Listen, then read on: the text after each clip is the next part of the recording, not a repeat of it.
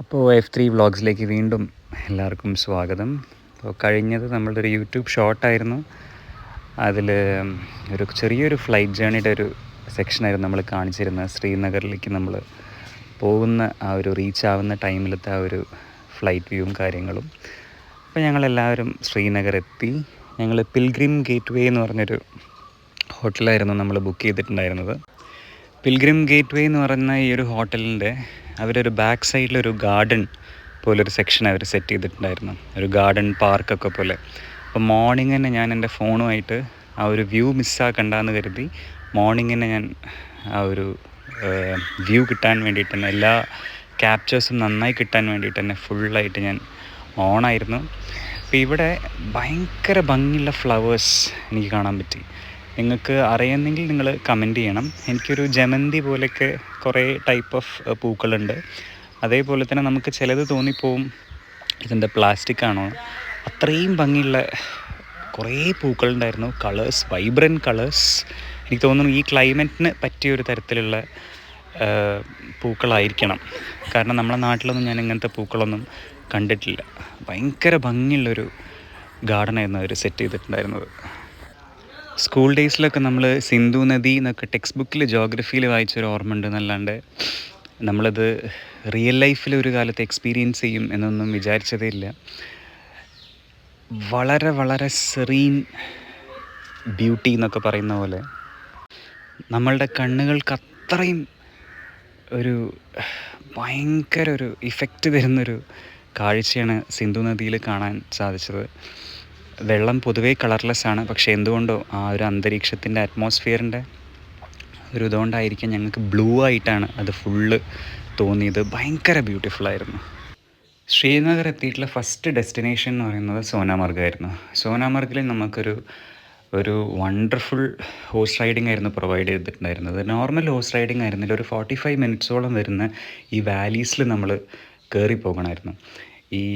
ഇപ്പം നിങ്ങൾ ഈ ഫ്രണ്ടിൽ കാണുന്ന ഈ വാലീസ് അത് ഫുള്ള് നമ്മൾ റൈഡ് ചെയ്ത് ഒരു 45 മിനിറ്റ്സോളം, ഒരു 1 ഹവറോളം, 45 to 1 ഹവറോളം നമുക്കൊരു ഫുൾ ട്രാവൽ തന്നെ ഉണ്ടായിരുന്നു. അപ്പം ചില കുതിരകളൊക്കെ ഭയങ്കര ചെറിയൊരു രീതിയിലുള്ള ഫ്രസ്ട്രേഷനൊക്കെ നമുക്ക് കാണിച്ചിരുന്നു. അപ്പം അത് ചെറിയ തരത്തിലൊരു ഒരു കൗതുകമായിരുന്നു. പക്ഷെ അതേസമയം ചെറിയൊരു തരത്തിലുള്ളൊരു പേടിയുണ്ടായിരുന്നു. കാരണം ഭയങ്കര ഹില്ലി ഏരിയാസാണ്. നിങ്ങൾ ഈ കാണുന്ന പോലെ തന്നെ ഒരുപാട് ഇൻ ബിറ്റ്വീൻ വലിയ വലിയ സ്റ്റോൺസും ഭയങ്കരമായിട്ടുള്ളൊരു ഗട്ടറൊക്കെ ഉള്ള പോലത്തെ ഒരു ഹില്ലി ഏരിയാസാണ്. വളരെ സ്മൂത്തായിട്ടുള്ളൊരു സർഫസ് അല്ല. സ്മൂത്തായിട്ടുള്ളൊരു സർഫസിലൂടെ പോകണമെന്ന് വെച്ചാൽ നമുക്ക് ഇത്രയൊരു ഇതുണ്ടാവില്ല. പക്ഷേ ഒരു അഡ്വഞ്ചറസ് ആയിട്ടുള്ള നല്ലൊരു അനുഭവം തന്നെയായിരുന്നു. അപ്പോൾ ഇതിൽ നമ്മൾ ആ കുതിരകൾക്കും ക്രെഡിറ്റ് കൊടുക്കണം. കാരണം അവർ ഇത്രയും ഹെവി ലോഡ് ക്യാരി ചെയ്തിട്ടാണ് പോകുന്നത്. അതും ഈ പറഞ്ഞ പോലെ ഫുൾ ഓഫ് ഇനി എലിവേഷനാണ്. നമുക്ക് എലിവേഷനാണ്. ഇപ്പോൾ നിങ്ങൾ മുന്നേ കാണുന്ന പോലെ തന്നെ എലിവേഷനാണ് ഫുള്ള്. കയറ്റം ആയിക്കൊണ്ടേ വരികയാണ്. എന്നിട്ട് നമ്മൾ ഫൈനലി ഒരു മൈതാനം പോലെ ഒരു ഡെസ്റ്റിനേഷനിലെത്തുക, എന്നിട്ട് നമ്മൾ റിട്ടേൺ ചെയ്യുക എന്നുള്ളതാണ് അവരുടെ ഒരു എയിം എന്ന് പറയുന്നത്. ബ്യൂട്ടിഫുൾ ഹിമാലയാസ് ഫുള്ളായിട്ട് നമ്മളൊരു 360 ഡിഗ്രി റൊട്ടേഷനിൽ നമ്മൾ ഫുൾ നോക്കിക്കഴിഞ്ഞാൽ നമ്മളുടെ ചുറ്റും ഫുൾ ഹിമാലയാസ് ആയിരിക്കും.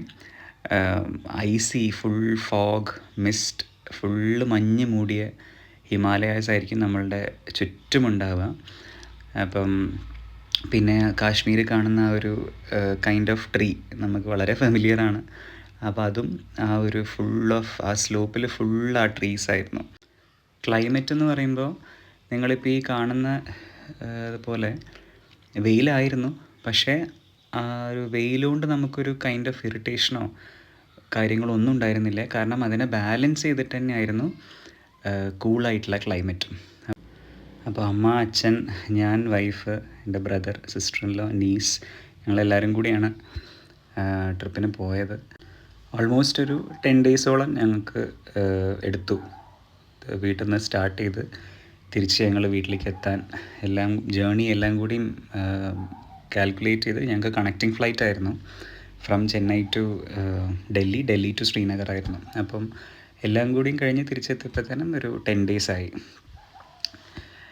ഈ നമ്മളുടെ ഹോഴ്സ് റൈഡിങ് കഴിഞ്ഞ് നമ്മളിപ്പോൾ എത്തി നിൽക്കുന്ന ഒരു ഏരിയയാണ് ഇപ്പോൾ നിങ്ങളീ കാണുന്നത്. ഇവിടെ ആ ഒരു ഹോഴ്സസിന് കുറച്ചും കൂടിയും എഫേർട്ട് കുറവായിരുന്നു.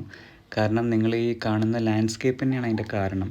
നമ്മൾ വന്ന ലാൻഡ്സ്കേപ്പ് കമ്പയർ ചെയ്യുമ്പോൾ ഇവിടുത്തെ ലാൻഡ്സ്കേപ്പ് വളരെ സ്മൂത്തായിരുന്നു. അങ്ങനെ ഒരുപാട് വലിയ വലിയ സ്റ്റോൺസും കാര്യങ്ങളൊന്നും ഉണ്ടായിരുന്നില്ല.